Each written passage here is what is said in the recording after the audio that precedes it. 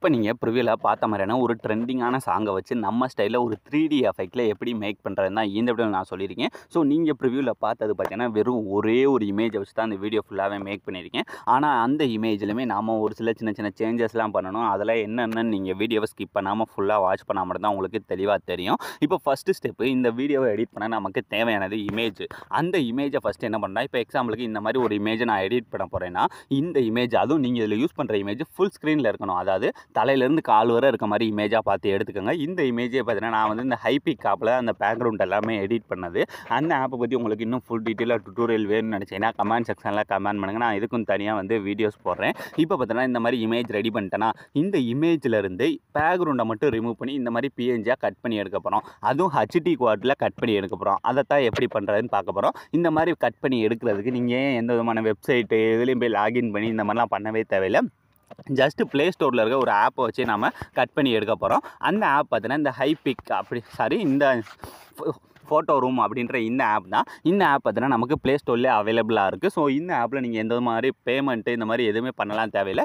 எல்லாமே நீங்கள் ஃப்ரீயாகவே யூஸ் பண்ணி பேக்ரவுண்டை கட் பண்ணி ஹச்டி குவாலிட்டியில் நீங்களே டவுன்லோட் பண்ணிக்கலாம். இப்போ ஃபஸ்ட்டு ஆப் ஓப்பன் பண்ணமே கீழே இருக்க இந்த ஸ்டார்ட் ஃப்ரம் ஃபோட்டோ அப்படின்ற கொடுத்தீங்கன்னா இப்போ நம்மளோட கேலரி ஓப்பன் ஆகும். இதில் நீங்கள் கட் பண்ண போகிற இமேஜை மட்டும் செலக்ட் பண்ணுங்கள். செலக்ட் பண்ணால் போதும், அதுவே ஸ்கேன் பண்ணி அதுவே பேக்ரவுண்டில் ரிமூவ் பண்ணி நமக்கு இந்த மாதிரி கொடுத்ததுக்கப்புறம் இதில் இந்த இடத்துல மூணாவது பார்த்தீங்கன்னா டிரான்ஸ்பரண்ட்டுன்ற ஒரு பேக்ரவுண்ட் இந்த ஒயிட் கலரில் இருக்கா, ஜஸ்ட் அதை டச் பண்ணுங்கள். அதுதான் நமக்கு இந்த மாதிரி பிஎன்ஜி பேக்ரவுண்டாக வந்து ரெடி ஆகும். இந்த மாதிரி ரெடி ஆனதுக்கப்புறம் இப்போ இந்த கீழே இருக்க எக்ஸ்பர்ட் அப்படின்ற கொடுத்தீங்கன்னா போதும், ஆட்டோமேட்டிக்காக அது வந்து நமக்கு பிஎன்ஜியாக ரெடி ஆயிடும். இப்போ இமேஜ் ரெடி ஆயிடுச்சு, பிஎன்ஜி இமேஜ் ரெடி ஆயிடுச்சு. ஸோ இதை வச்சு எப்படி வீடியோவாக மேக் பண்ணுறேன்னு பார்க்கலாம். இப்போ ஃபஸ்ட்டு இந்த ப்ரீசெட்டை ஓப்பன் பண்ணுங்கள். ஸோ இந்த ப்ராஜெக்ட்டுக்குள்ளே போனீங்கன்னா நான் கொடுத்த ப்ரீசெட் இருக்கும், அதை நீங்கள் ஓப்பன் பண்ணிங்கன்னா இதில் உள்ளே போனோடனே உங்களுக்கு ஃபாண்டெல்லாம் மிஸ்ஸிங் அப்படின்னு சொல்லி தான் ஒரு மெசேஜ் வரும். இதில் ஃபஸ்ட்டு நாம் ஃபாண்டு, ஏன்னா இதில் நான் வந்து நிறைய டெக்ஸ்ட் வந்து யூஸ் பண்ணியிருப்பேன். இந்த இடத்துல இருக்கிறது பார்த்தீங்கன்னா வரிசை டெக்ஸ்ட்டாக யூஸ் பண்ணியிருக்கலாம். இது எல்லாத்துலையும் யூஸ் பண்ணியிருக்க ஃபாண்டை ஃபஸ்ட்டு நீங்கள் இந்த இடத்துல சேஞ்ச் பண்ணணும். இதில் யூஸ் பண்ணியிருக்க ஃபாண்டோட லிங்க் நான் கீழே டிஸ்கிரிப்ஷன்லாம் கொடுக்கவே இல்லை.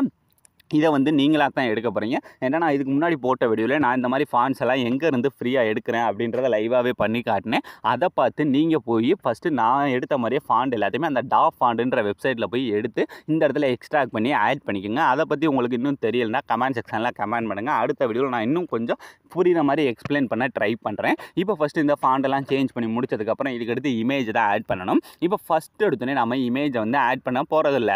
ஏன்னா நம்ம ஃபஸ்ட்டு இந்த மேலாப்பில் இருக்கிறது வந்து அந்த க்ரீன் கலர் பேக்ரவுண்ட் இருக்கா, அந்த க்ரீன் கலர் பேக்ரவுண்டை தான் ஃபஸ்ட்டு சேஞ்ச் பண்ண போகிறோம். இப்போ ஃபஸ்ட்டு ஸ்டார்டிங் வந்தீங்கன்னா இந்த இடத்துல சாங்குக்கு மேலே ஆரஞ்சு கலர் ஒரு பேக்ரவுண்ட் இருக்கும், அதுக்கு மேலே க்ரீன் கலர் பேக்ரவுண்ட் இருக்கும். இப்போ நம்ம இந்த ஆரஞ்சு கலரை மாற்றினாலும் அது தெரிய போகிறதில்ல. ஏன்னா ஃபஸ்ட்டு இந்த க்ரீன் கலரை மாற்றணும். அந்த க்ரீன் கலர் பேக்ரவுண்டில் என்ன இமேஜ் ஆட் பண்ணணும்னா, இப்போ நம்ம பேக்ரவுண்டை ரிமூவ் பண்ணி கட் பண்ணி வச்சுக்க பார்த்தீங்கன்னா அந்த பிஎன்ஜி இமேஜ் தான் ஆட் பண்ணணும். ஸோ இப்போ க்ரீன் கலர் பேக்ரவுண்டை டச் பண்ணி இந்த கலர் அண்ட் ஃபில்லை டச் பண்ணி இந்த டெக்ஸ்ட்டை டச் பண்ணால் அவங்களோட ஃபைல் மேனேஜர் ஓப்பன் ஆகிடும். இப்போ ஃபைல் மேனேஜர் ஓப்பன் ஆனதுமே இந்த இடத்துல இப்போ நாம் இந்த இமேஜிலேருந்து பேக்ரவுண்டை ரிமூவ் பண்ணி வச்சுருக்க இந்த பிஎன்ஜி இமேஜை அந்த க்ரீன் கலர் பேக்ரவுண்டில் ஆட் பண்ணுங்கள். இந்த மாதிரி ஆட் ஆயிடும். ஆட் ஆனதுக்கு அப்படியே கொஞ்சம் கொஞ்சமாக மூவ் பண்ணிட்டே வாங்க.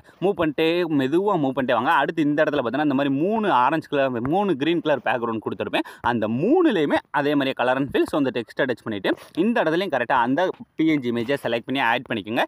இதே மாதிரியே மீத இருக்க அந்த 2 க்ரீன் கலர் பேக்ரவுண்ட்லேயுமே ஜஸ்ட் அந்த கலர் அண்ட் ஃபில்லை டச் பண்ணி மட்டுமே இந்த மாதிரி பேக்ரவுண்டை வந்து உங்களோட இமேஜாக சேஞ்ச் பண்ணிக்கோங்க.